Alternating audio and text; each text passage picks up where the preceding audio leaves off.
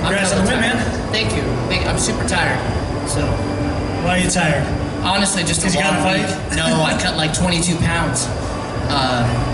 The fight wasn't too bad, no, actually. Just like the day-to-day grind. Not seeing my kid a lot in 8 weeks of a camp. Really tough guy, a lot of anticipation, a lot of like fears and thoughts going into it, and then getting in there and just be like getting the biggest blue balls of all, because he was not what I thought he would be, you know? In what way? Man, all these highlights of him knocking dudes out and throwing dudes around and just wrapping them up, and I get in there and instantly drop him. He doesn't land a single shot on me clean in the entire fight, on the feet or on the ground.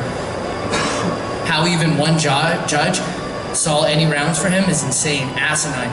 Because according to the criteria in there, you take somebody down, great, you got to do something. I was throwing subs up the whole time. I was hitting him from everywhere, dropped him in every round. 2 judges, 30-27. It should have been a clean sweep. There shouldn't even be a split next to my name. When you heard that it was going to be a split, I mean, did you get that pit in your stomach? For a split second, and then I remembered, no, he didn't do anything to me in that fight. He landed 1 clean strike on the ground. The rest were a bunch of like headbutts, like little short headbutts. I'm sure if you were watching, you saw that. And just like pushing on my face. But dude, watch that fight back. I probably had like 200 strikes to 10. Probably outstruck him like, I don't know how much that is, 200 to 10, like 20 to 1, 100%. So the crowd response, it seemed like from back here was a little bit like... It was hit and miss. Well, easy to hear the boos, not easy to see all the yeah. Do you feel like that they disagreed with the... Dude, they hated him too. They were booing him when he was on top of me. I was hitting him the whole time. They just don't know what they want. The crowd is like an ex-girlfriend, you know? They want you, they don't want you. You kind of want them, and then you remember how much of a headache they are. You're like, oh God, not that again. Maybe it's 2 in the morning and you're like, oh, no, that's right, no. So this is 3 straight, but your first time 4 straight in Bellator. But I am 4 straight in Bellator. But first time back here in Bellator in a minute, right? So how does that feel to kind of keep that momentum going? And do you feel like this is kind of... Is this the home now? Like, I mean, you're going to be able to... Bellator? Yeah, for sure. I like making money. Bellator pays me good money. I put on a good show. I look good. I drop people. Everyone was like, oh, he doesn't have hands. I just dropped that guy 3 times. He's knocked a bunch of dudes out. And obviously he was going to come in there, and that was the best Cody Law I'm going to fight. Anyone who says differently is lying to themselves. He just lost, right, a while ago? That motivates you. He's from frickin', I had a really inappropriate joke for a nickname for ATT, but it ain't PC. But it's not ATT if you get my drift, you know? That was the best he had Matt Brown out there, Mr. Legendary Coach. And what did he do? He tried to dry hump me for 3 rounds, just like I said. I don't want to fight in Connecticut again, though, man. They just took a bunch of money out of my paycheck on some random taxes. But I am 4-0 in Bellator right now. I'm on a 4-fight win streak. I'm doing good. I actually really liked watching that Kamaka guy. I want to throw down with him in Hawaii in April. I have respect for Mahalo, baby. Mahalo, much love. I don't know, one love. I don't speak native Hawaiian. I'm sorry. But I would love to fight that guy in April. You guys like that? I was going to ask you what's next, but you just called it, man. I don't want any of those top 10 guys. I don't really care. I thought Cody was number 9. They changed the ranking. He was number 9 like 2 weeks ago, and now he's not number 9. And that's not cool. They shouldn't take away his ranking right before a fight. So, because it's my ranking to take. Kay Williams from Can't Chronicles Media. You know, Kay Williams from Can't Chronicles. I went like this. There we go. I noticed some taunting out there, man. Was that implemented to kind of wear him down mentally? What's your name again? Ken from Ken Media. Ken, K-E-N. Ken? Yeah. Have you ever met me before? I have not. I don't stop talking. It ain't nothing personal. It's just I teach a lot of kids every day. I raise my son from home. You know, he's going to be homeschooled in another year from me. And talking's the best thing you do with your baby. It's the best thing you do to your baby out in the cage there. That was my baby out there. I talked to him. I let him know. I said, oh, close, very close, oh, almost. Oh, hey, that was a good one. And then 3 more back at him. Man, just another like couple seconds. I just get too excited. Be hitting people. I've been working with my coach Pablo over at Warrior Camp. Just amazing, amazing striking over there. Amazing everything, frankly. It's my fault. We could have got up way earlier. We trained that all camp. I just hitting him so goddamn much. I'm like, dude, I'll chill out here all day. So. And as far as difficult fights in your career thus far, where would you rank this? It's in the middle. It's just in the middle for sure. It wasn't my hardest, wasn't my easiest. It almost was my easiest though. Almost put him away in the first. Just, I looked at my hands like I was like, ooh, just like the power. Congrats on the win. Thank you. That guy's like, no way. No, I'm not interviewing him. I hate him. Cody Law was his friend. Hey Chris, you touched up on the first round. You know, you taunted him, and then he jabbed you up, and then you were like, you know, Because he hit my glove. Yeah. He didn't land clean. Yeah. So just relive that moment for us, and what was going through your mind when you dropped him in that instance? I was just thinking, man, this guy really thinks he's a striker, but I'm a striker. I was a striker before I was a jits guy. I'm an MMA fighter, but I am definitely a high-level striker. And if you disrespect that striking, you're going to find out in there.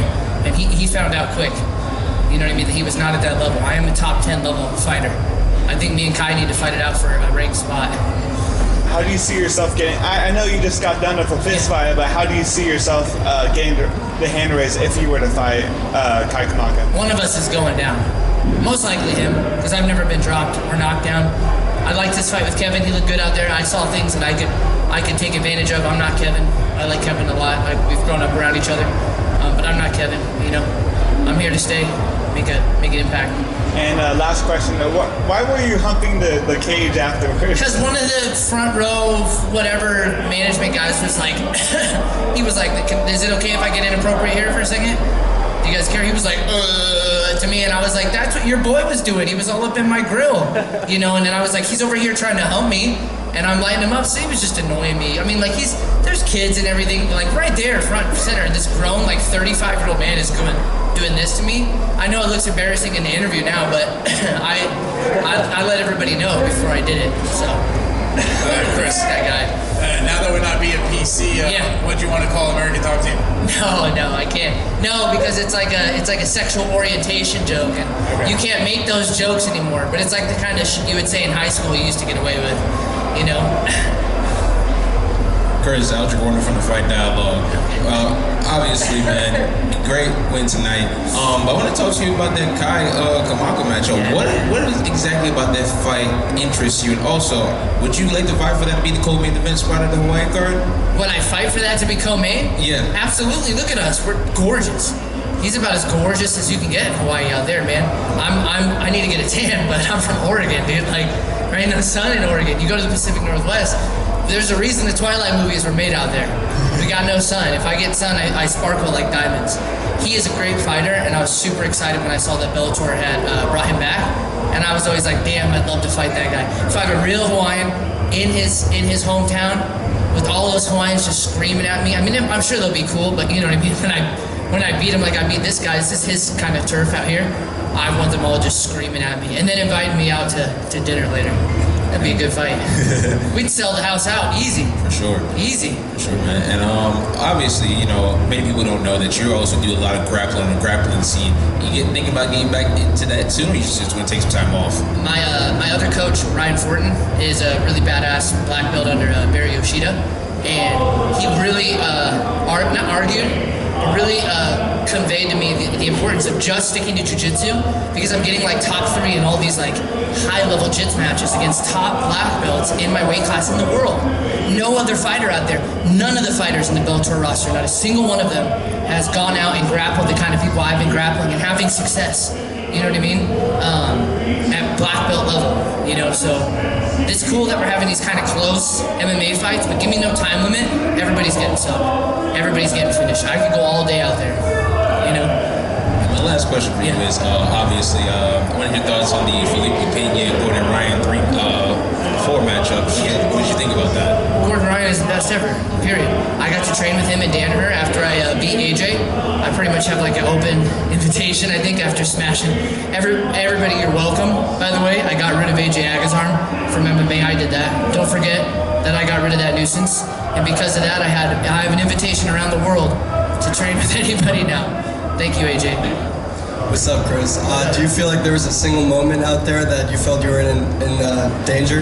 No, never. Even when he passed, boom, reverse triangle, elbow. He escaped. Dude, the ref messed me up. I had him in a deep one, I think in the 3rd round. Deep reverse triangle. He's gurgling, And he's like, get your fingers out of the cage. I had a fist pushing into the cage to push and cut the angle. And then when he saw that, he's like, oh, my bad. And I was like, no worries. And then I loosened up the triangle, and Cody was like, raw. And then boom, I locked him up in it again.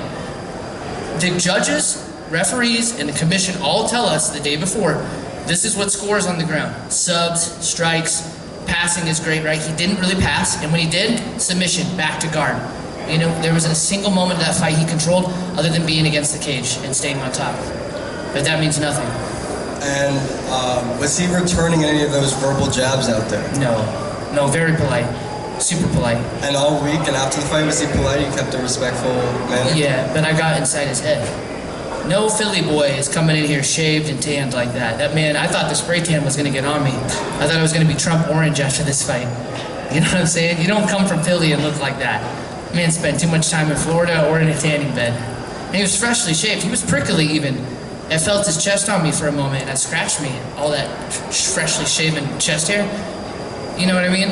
Come on, it's weird. You were very confident throughout all of fight camp. Why do you think they keep feeding you these wrestlers, and why do you love to fight wrestlers specifically? I don't know, man. Either Bellator really, really likes me or they just fucking hate me. One or the other. I assume that they really like me and they're just trying to just give me, I think maybe they're trying to give me a path to the title by showing me, yo dude, you got everything but wrestlers holding you down and trying to suck you off. Like, can you get your shit together and figure that out? So, but I also maybe give me better wrestlers that are like, if they actually hit me, I'll do something. But they're not even hitting me. Watch that fight back. 3 punches landed in the whole round. I'm blocking every punch, I'm rolling with every punch, throwing a sub up. And you said you were tired when you got out of here first, but you seemed pretty fresh out there towards the end of the fight. It seemed like you could have gone maybe 1 or 2 more rounds. I definitely could have. It's more of just a general fatigue. Are you a father? No. Right, so my kid is about to turn 1.5 years old this 28th December, and it's just been me and him, like every day, all day, and it just wears on you. Like, I fell asleep like 4 times in the last 1.5 days. The other fighters and shit were making fun of me because I was an old man. We'd be sitting there waiting for medicals, and I crossed my arm, and I didn't hear a dad, dad, dad, dad, dad, and I was just like, so anytime I'm away from my kid, coach will tell you I'm sleeping or I'm training. And you spoke about this next Bellator stint that you just started right here. Yeah. You spoke about some of the things you wanted to show. What does the perfect 2023 look like for you? How many fights you want to get in next 2023? Yeah. 3 fight minimum, yeah. April, Hawaii with Kai. Main card, co-main would be dope. I don't see any other more exciting fights out there. And then maybe my birthday, end of July. So April, July, and then maybe like October. Thank you, man. Thank you guys. Thank you, Chris. Free? All right, fuck you guys.